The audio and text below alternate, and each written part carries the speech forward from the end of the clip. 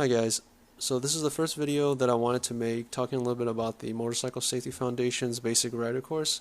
And in this video I'm going to go over the basic structure of the class, and then I'm going to go over really quickly the different topics that we covered in the classroom portion, which will be all the stuff that's in the handbook that MSF hands out, which I have here. So where I took it, was a 3-day long class. A little bit under half of it was in the classroom going over this handbook, and the remaining portion was the riding portion, where we actually went out to the range, which was a empty parking lot with cones set up, and we did different types of riding activities. And then at the end, all culminated into a riding exam, where it required us to do different types of obstacles set up by the instructors. And at the completion of the course, if you successfully pass both the classroom and the riding portion, you'll get a certificate of completion that you can take to the DMV to get your license. Anyway, that's how it's done in Texas, so you may want to check with your local DMV if the MSF BRC is required for you to get your motorcycle license. So in the next video, I'll cover more of the riding portion of the class. I'm going to try to go back to the empty parking lot that we took the riding portion in, set up the different exercises, and show you guys how those are done. But in this video, I'm going to just be going over the topics that are covered in the MSF Rider Handbook. So this is the handbook here. Got a little bit of water stain around it, but everything's still visible. Okay, so the first unit is just simple course introduction, what to expect.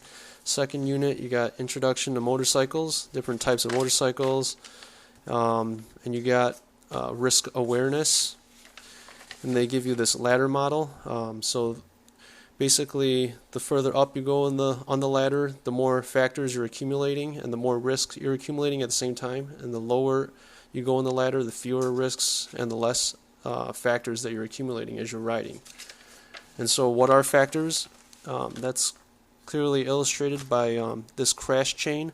So in the crash chain, you're represented by the smaller front sprocket, and the crash is represented by the larger sprocket, and you're connected to the crash via a continuum of factors. So these factors range from the rider, so whether or not you're fatigued, then the motorcycle, different components of your motorcycle, you want to make sure you have the right tire condition, etc. Other traffic conditions, is the traffic congested, is there a busy intersection, and then there's the road and the environment. So are you approaching a curve, or is there road glare? And the point is, just by removing one of these links in this chain, you can be removed completely from the crash. So it's basically just a way to emphasize to reduce your factors, to reduce your risk of a crash.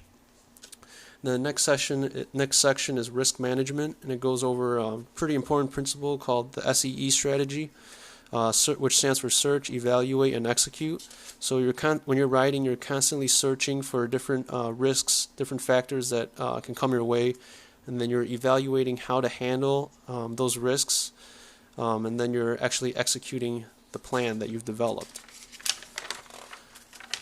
Okay, so the next section, or the next unit, is preparing to ride, and the first section talks a little bit about protective gear, how to choose a helmet, how the helmet's constructed. Talks about footwear, gloves, jackets, pants, riding suits, rain suits, hearing protection. Then it talks a bit about pre-ride inspection, which is important. And then you have the T-clocks principle. T for tires and wheels, C for controls, so levers, switches, etc. You have L for lights and electronics, O for oils and fluids, C for chassis, which is your suspension and different drive components such as your chain. And then you have stands for your side stand or center stand if your motorcycle has it. And this is just a good way to remember what to check on your motorcycle before each ride. Okay, next section talks a bit about your motorcycle controls, so you have your throttle, clutch, front brake, rear brake, etc. Let's see. Next section talks about basic riding skills information. So it talks about the find C principle, which is really important. It's the procedure you use for actually starting your motorcycle. So F is for fuel supply valve for a carbureted bike. If your bike is carbureted, then you got to turn your fuel valve to on. I is for ignition, turn your ignition switch to on. N is for neutral, make sure your bike is in neutral. E is for engine cutoff switch, so you want to put that in the run position. And C is for choke or clutch, so you want to pull in your clutch before you actually start your motorcycle. Alright, and then talks a little bit about the friction zone, riding posture, and then talks a bit about how to actually turn. So this is actually really important. You want to slow as you approach your turn, and then you want to look in the direction you're traveling. Then you want to press in the direction you're turning, and then you want to roll on your throttle to maintain speed. So that's very important. And during the riding portion, make sure you're really looking into your turn. The instructor will be making sure you're almost exaggerating how much you're looking into your turn. So next it talks about shifting, how to brake. Important that you're always using both your front and back brakes to maximize your braking power.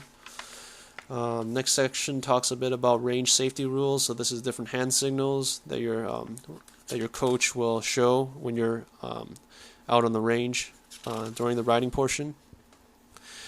Alright, and the next unit is street strategies. First section covers positioning. So as you probably already know, when you're riding a motorcycle, your lane is divided into 3. So it talks about how to position yourself. It talks about being visible, type of reflective clothing you should wear.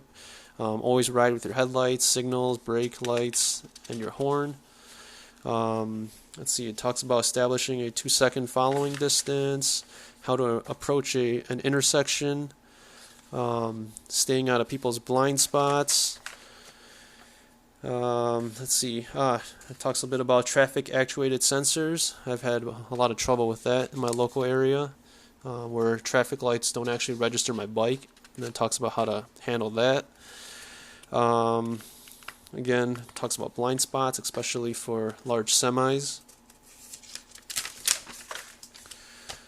Okay, then it talks about how to approach curves. So you want to start on the outside of the curve, turn into the inside, and then leave at the outside. So that's your path of travel through a curve. Talks a little bit about parking. Then it talks a little bit about how to handle obstacles you may approach on the road. So in this picture example, shows a rider approaching a 2x4, and this is actually also done on the range during the riding portion. You want to actually stand on your pegs instead of sitting down to lower the pressure off of your back wheel, and then you want to roll on the throttle a little bit right before you approach it, so you can go over it a little bit quicker. But it's all here, how to handle obstacles. It talks a little bit about lane changes, how to ride hills, night riding, and it talks about emergency braking and swerving. So these are very important, and also you'll actually practice this during the riding section. Let's see. Talks a little bit about different special situations when the surface is wet with rain or worn pavement, loose gravel, ice. Talks a little bit about how to handle riding with passengers and cargo, and motorcycle security. You want to lock up your bike, keep it in a well-lit area, etc. Talks about how to handle animals, tire failure, different types of bike breakdowns you may experience, such as a broken clutch cable. Talks about, the last section covers impairments, so due to alcohol or drugs, and that's your basic DMV information. Let's see. I think that's about it. The final section is just a wrap up of the course, and we went over all of this before the riding section even took place, and for our certificate of completion, we actually have both a riding and a written portion. So immediately following the classroom portion, we took a written exam, and I thought the written exam was pretty self-explanatory. A lot of the answers I think you probably could have gotten without even having taken the course. It was really common sense, so I wouldn't worry too much about it. But I mean, it's you may not pass it without at least semi paying attention. So, and it's also beneficial for you as a writer later on to gather as much information as you can. So, yeah, that's pretty much all I have to say about the classroom portion of the MSF BRC course, and I look forward to making a future video of some of the writing exercises that we did, and especially covering what we had to do for the final test. I think that will be pretty useful for viewers out there. So if you guys have any questions or comments about the MSF BRC course, feel free to leave a comment below or send me a private message, and I'll definitely get back to you. Thanks.